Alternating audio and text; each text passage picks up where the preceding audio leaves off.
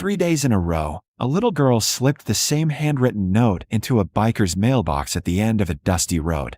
And on the 4th day, when he finally stopped long enough to read it, the words inside would send a group of hardened riders racing across town to save a woman whose life was hanging by a thread.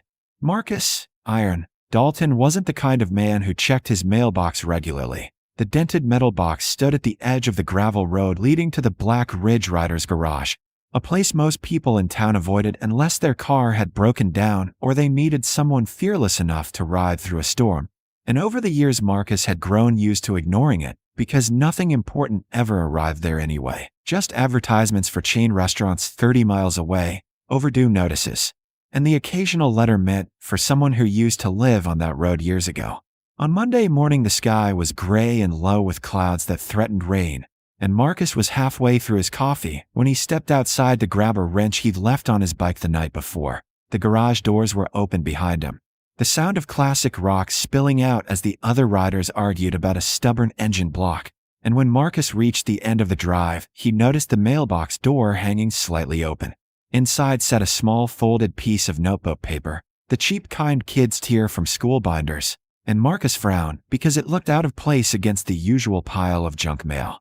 He unfolded it slowly, expecting some kind of flyer or a childish prank, but all it said in shaky pencil letters was 4 simple words: "Please help my mom." The handwriting was uneven, each letter pressed deep into the paper like whoever wrote it had been gripping the pencil too tightly.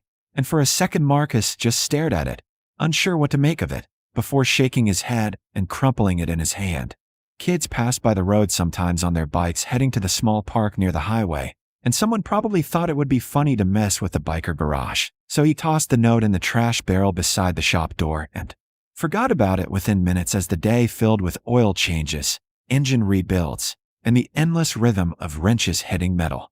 The next morning, Tuesday, Marcus walked out to the road again just after sunrise, the gravel crunching beneath his boots as he stretched the stiffness from his shoulders after another late night working in the garage. And when he opened the mailbox he paused because there was another folded piece of paper sitting there exactly like the first one. This time he didn't even open it right away. He held it between 2 fingers, already annoyed at whoever kept leaving them. But curiosity eventually won, and he unfolded the page to find the exact same sentence written again in the same uneven handwriting. "Please help my mom." Marcus rubbed his beard and looked down the empty road in both directions, half expecting to see a group of kids hiding somewhere behind the trees waiting to laugh. But the street was silent except for the distant sound of a truck on the highway miles away. He stuffed the note into his jacket pocket and walked back toward the garage where the smell of coffee and motor oil hung in the air, deciding he'd ask around later if anyone in the neighborhood had kids playing jokes. But the day moved fast, and by the afternoon the note was forgotten again beneath the noise of engines and laughter.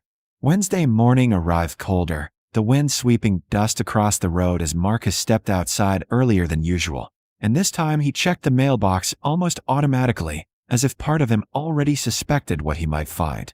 Sure enough, a 3rd note waited inside, folded carefully like the others, but when he opened it the message had changed slightly. "Please help my mom. I don't know who else to ask." Marcus stood there longer this time, staring down at the paper as the wind tugged at his jacket, and something about the sentence settled uncomfortably in the back of his mind because the words didn't feel like a prank anymore. They felt desperate.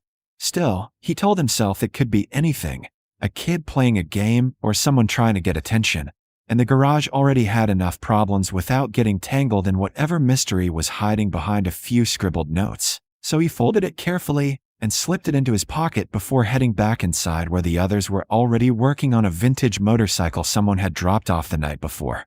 The hours passed the way they always did, full of noise and grease and stories shouted over roaring engines. But every once in a while Marcus caught himself thinking about the shaky letters pressed into that paper and the way the sentence had changed from the first note to the second, and then the third.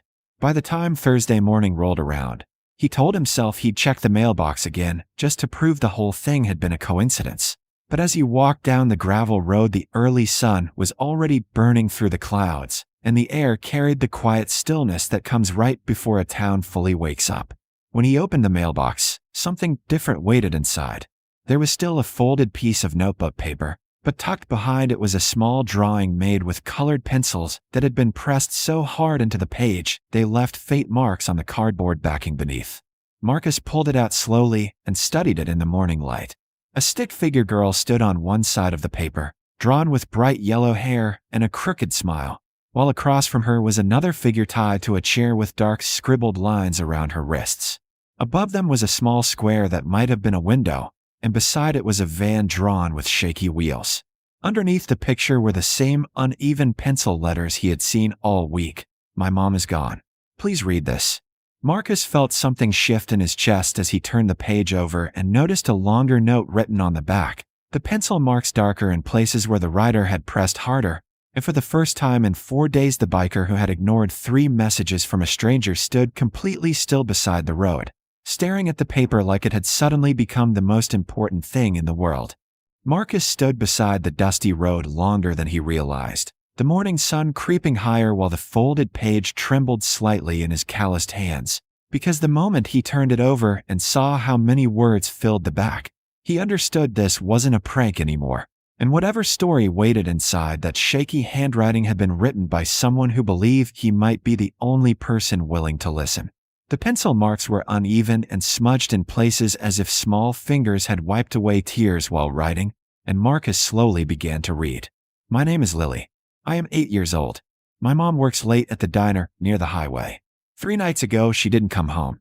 I was waiting by the window because she always waves when she gets out of her car. But a man came instead. He grabbed her and pushed her into a white van. I was scared and I hid so he wouldn't see me. I tried to call my mom, but her phone goes to voicemail. The man said if anyone tells the police, he will hurt her." Marcus felt his jaw tighten as he kept reading, the sounds of the garage faint behind him now. "I didn't know what to do. My mom says the police help people, but the man said not to tell. Then I remembered she once told me that bikers sometimes help people when nobody else will. I saw your motorcycles when you rode past my street last week. So I wrote notes and left them in your mailbox. Please help her. I don't know who else to ask." Marcus lowered the page slowly and stared across the empty fields lining the road, the quiet suddenly feeling heavier than before, because the fear in those words didn't sound like a child playing a game. It sounded like a little girl trying to hold herself together while the only person she trusted in the world had vanished. He folded the note carefully and slid it into his jacket pocket before turning toward the garage, his boots crunching hard against the gravel as he walked back inside, where the roar of an engine echoed against the metal walls. The moment the other riders saw his face, the joking stopped. "Something wrong, Iron?" one of them asked. Marcus didn't answer right away. He set the paper on the workbench instead. "Read that." One by one the men gathered around, oil-stained hands passing the note between them as the room grew quieter with every line they read, until the only sound left was the ticking engine cooling behind them. "Kid wrote this?" another biker muttered. Marcus nodded. "Mailbox." For days straight. One of the older riders shook his head slowly. "If this is real, that girl's been alone since Monday." The words hung in the air like a storm about to break. Marcus grabbed his helmet from the bench. Then we stopped standing around. Within minutes, 4 motorcycles roared out of the garage and onto the road, the engines echoing across the quiet countryside as Marcus led the group toward the neighborhood just outside town, where smaller houses lined narrow streets and kids' bikes were often left scattered across front yards. The address wasn't written anywhere on the note, but Marcus remembered something Lily had said about seeing their motorcycles ride past her street the week before, and there was only one route the riders usually took when heading into town. They slowed near a row of aging houses with peeling paint and sagging porches, and Marcus scanned each one carefully until he saw her. A little girl sat on the steps of a faded yellow house at the end of the block. She held a stack of folded papers in her lap, her small sneakers dangling above the cracked concrete, while she watched the road like she had been waiting for hours. When the motorcycles turned onto the street, she stiffened instantly, fear flashing across her face, and Marcus raised a hand to signal the others to stop their engines so the sudden silence wouldn't scare her more. He removed his helmet slowly and stepped off his bike, walking toward the porch at a calm pace so she could see his face clearly. "You Lily?" he asked gently. The girl hesitated before nodding once, clutching the stack of papers tighter against her chest. Up close, Marcus could see the dark circles beneath her eyes and the way her hair looked like it hadn't been brushed in days. But she wasn't hurt. She was just tired and frightened in the quiet way children become when they've been holding in fear too long. "You the one leaving the notes?" he asked. Another small nod. Marcus crouched down so he wasn't towering over her and pulled the folded page from his pocket. "I read it," he said softly. For a moment she didn't speak, like she wasn't sure whether to believe him. Then her voice came out barely above a whisper. "Is my mom going to die?" The question struck Marcus harder than he expected, because it wasn't asked dramatically or loudly. It sounded like a child who had been asking herself that same question alone for 3 nights straight. He shook his head firmly. "No," he said. "Not if we can help it." Lily swallowed and slowly held out the stack of papers she'd been carrying. "I wrote more things than Casey came." Marcus took them carefully and flipped through the pages. They were drawings and notes, simple sketches of the street, the white fence she had seen, and numbers she believed were part of the license plate. The letters were uneven but determined, like she had spent hours writing everything she could remember because she believed someone might need the details to find her mom. One page showed the van turning onto a road Marcus recognized immediately, the old industrial area near the highway where abandoned storage buildings stood behind rusted fences. Marcus looked back at the little girl. "You saw all this from your window?" Lily nodded again. "I tried to remember everything." Marcus glanced toward the other riders standing near their bikes watching quietly. When their eyes met, none of them needed to say anything. They had all seen the drawings. They all understood the same thing at the same moment. Somewhere nearby, a woman had been taken, and the only witness brave enough to speak up had been an 8-year-old girl who kept leaving notes in a biker's mailbox until someone finally listened. Marcus stood and gently handed the papers back to Lily. "You did exactly the right thing," he told her. "Now it's our turn." Marcus didn't waste another second after reading Lily's drawings and notes, because the moment he saw the rough sketch of the white van turning onto the cracked road near the abandoned storage yards outside town, a cold certainty settled in his gut that whoever had taken her mother hadn't gone far. The industrial strip had been half forgotten for years. Rows of rusted metal buildings sitting behind chain-link fences where weeds pushed through the pavement and only the occasional truck driver or drifter passed through, the kind of place someone might choose if they didn't want to be seen. Marcus pulled his helmet back on and swung onto his bike while the other riders fired up their engines beside him. He looked back at Lily one last time. She was standing at the edge of the porch now, small hands gripping the railing, watching them with wide eyes that carried both fear and hope at the same time. Marcus lifted 2 fingers in a promise. "Stay inside," he told her gently. "We'll bring her home." Then the motorcycles roared to life and tore down the street, leaving a swirl of dust behind them as they raced toward the highway. The ride out of town took less than 15 minutes, but to Marcus it felt longer because every mile gave his mind more time to imagine what that little girl had been living with since Monday night. Waiting by the window, watching a van drive away with her mother inside it, too scared to call the police because of a threat whispered by a stranger. When they reached the industrial yard, Marcus slowed his bike and raised a fist for the others to cut their engines. Silence settled over the area except for the faint creak of loose metal panels shifting in the wind. The place looked exactly how Lily had drawn it. Long rows of storage units with faded numbers painted above the doors, a broken security light hanging crooked above the entrance gate, and tire tracks pressed into the dusty ground that hadn't yet been erased by rain. Marcus crouched near the ground and studied them carefully. One set was wider than the rest, the kind a cargo van would leave behind, and the tracks led toward the far end of the yard where several buildings stood partially hidden behind stacks of rusting pallets. He nodded toward them. "That way."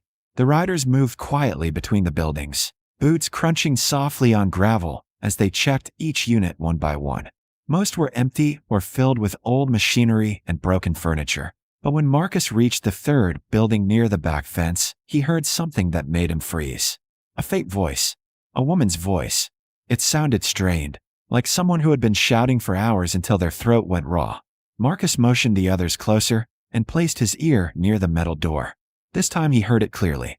"Please, somebody." That was all he needed. Marcus stepped back, took one breath, and then drove his boot straight into the door. The rusted lock snapped instantly, and the metal swung inward with a violent crash that echoed through the building. Inside, A man jerked around in shock, his eyes wide as three large bikers suddenly stormed the room before he could even react. The kidnapper barely reached for the knife sitting on the table before Marcus tackled him to the floor, the impact knocking the air from his lungs while the other riders pinned his arms behind his back. Across the room, tied to a chair beneath a flickering light bulb, sat Lily's mother. Her wrists were bound with rope, and there was a bruise along one side of her face. But the moment the door burst open, her eyes filled with disbelief instead of fear. "Who are you?" she gasped. Marcus tightened his grip on the struggling man and looked back at her with a calm, steady expression. "Friends of your daughter," he said. One of the riders quickly cut the ropes while another dragged the kidnapper upright and slammed him against the wall, making sure he stayed exactly where he was. Lily's mother stumbled slightly when she stood, her legs weak after being tied up so long, but she was conscious, breathing, and very much alive. Marcus pulled his phone from his pocket and dialed the police while the others kept watch over the man who had tried to ruin two lives. Within 20 minutes, sirens echoed across the industrial yard as patrol cars and an ambulance arrived, officers rushing in to take control of the scene while paramedics checked Lily's mother for injuries. She kept asking the same question again and again between shaky breaths. "My daughter, where's Lily? Is she okay?" Marcus assured her she was safe at home, waiting. When the ambulance finally pulled away toward the hospital, Marcus and the riders followed behind on their motorcycles, the rumble of their engines escorting the flashing lights back toward town. Later that afternoon, once doctors confirmed she would recover from the bruises and dehydration, Marcus drove Lily to the hospital himself. The little girl had barely slept while they were gone, pacing the living room and staring out the window every few minutes as if she expected the motorcycles to appear at any moment. When Marcus finally walked into the room with her beside him, Lily froze in the doorway the instant she saw her mother sitting up in the hospital bed. For a heartbeat, neither of them moved. Then Lily ran forward and threw her arms around her mother so tightly it looked like she might never let go. Both of them started crying at the same time, the kind of tears that come when fear finally breaks apart and relief takes its place. Marcus stood quietly near the wall, giving them space, until Lily eventually turned her head and looked back at him through watery eyes. "You read my note," she said softly. Marcus smiled a little beneath his beard. "Yeah," he answered. "I did." She wiped her face with her sleeve and hugged her mother again. "I knew someone would." Marcus stepped outside a few minutes later where the other riders were waiting near their bikes in the parking lot, the sun beginning to dip toward the horizon. One of them nudged him with an elbow. "Mailbox getting more interesting these days, huh?" Marcus chuckled quietly and glanced toward the hospital entrance where a little girl and her mother were finally safe again. "Guess it is," he said, because sometimes the smallest voice, the shaky pencil writing of an 8-year-old girl brave enough to keep leaving notes until someone listened, was powerful enough to send a group of bikers riding straight into danger just to make sure a family made it home.